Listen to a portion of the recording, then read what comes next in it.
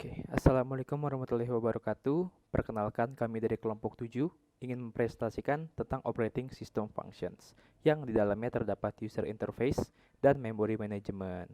Oke, ini anggota dari kelompok kami. Yang pertama ada Renat Henderson, yang kedua ada saya sendiri, Reza Syaputra Negara, dan yang terakhir ada Rizky Pratama Putra Handaya. Oke, pertama-tama apa sih itu operating system? Jadi, operating system atau OS merupakan serangkaian program yang berisikan instruksi-instruksi yang bekerja sebagai suatu unit untuk mengkoordinasikan segala aktivitas yang berlangsung pada semua resource hardware. Jadi, pada dasarnya, OS ini merupakan suatu software yang mengelola atau menjalankan komputer itu sendiri. Selanjutnya, ada UI atau user interface.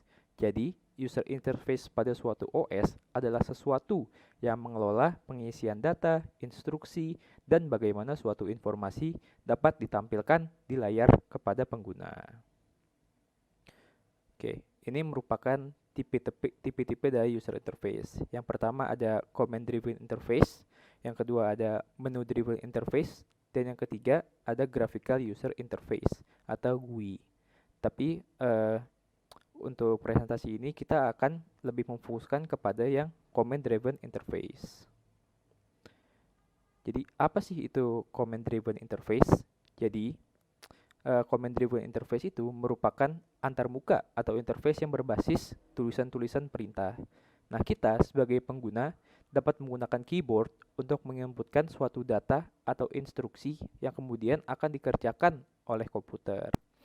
Nah, interface ini dapat ditemukan di command prompt itu pada OS Windows atau terminal itu pada OS Mac. Nah, keuntungan-keuntungan dari interface ini yang pertama ada lebih fleksibel dari GUI, selanjutnya membutuhkan memori yang lebih sedikit, dan yang ketiga waktu proses yang lebih singkat. Oke, selanjutnya akan dilanjutkan oleh rekan saya Rizky. Oke, selanjutnya kita membahas mengenai memory management atau suatu fungsi lain dari OS, di mana OS ini dapat mengelola memori utama dan memindahkan proses bolak-balik antara memori utama dan disk selama eksekusi suatu perintah. Kemudian OS ini dengan memory manajemennya juga dapat melacak atau mengetrack suatu data yang terdapat dalam memori. Selain itu juga, di sini OS dengan memory manajemennya dapat melacak atau menentukan seberapa besar atau seberapa banyak memori yang dibutuhkan untuk melakukan suatu proses. Dengan demikian, OS ini dapat mengoptimalkan kinerja suatu RAM. Kemudian, dalam suatu media penyimpanan, terdapat juga sebuah virtual memory yang dapat dialokasikan oleh OS sebagai RAM tambahan. Dilihat pada gambar di sini, ada gambar RAM dan gambar disk, dan di sini keduanya saling berbagi informasi, keduanya bisa saling melakukan proses bolak-balik yang telah dijelaskan tadi.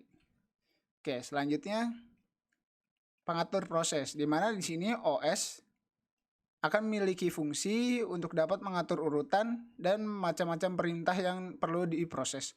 Seperti pada gambar bisa kita lihat, di sini ada suatu komputer di mana dalamnya terdapat OS, dan OS ini akan menentukan bagian mana dari disk yang akan di-print. Karena di sini kondisinya kita akan nge-print suatu data. Kemudian data tersebut akan dikirimkan ke menuju printer, dan printer akan memberikan feedback berupa Windows yang berisikan dokumen-dokumen yang sedang di-print atau print queue. Dan semua proses dari mengeprint data ini mulai dari data pada CPU yang terdapat pada disk, dan kemudian dikirim ke printer dan mengeluarkan Windows print queue, itu dilakukan oleh OS untuk urutan prosesnya. Oke, selanjutnya ada driver. Driver merupakan suatu fungsi atau suatu program pada operating system yang fungsinya untuk memberikan kemampuan OS untuk berkomunikasi terhadap suatu device yang spesifik.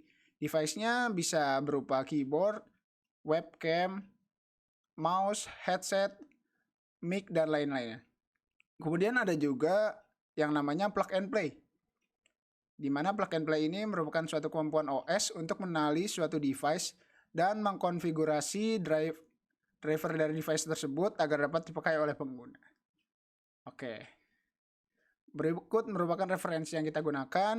Kita menggunakan Tutorials Point, BBC, dan Microsoft dengan link sebagai berikut.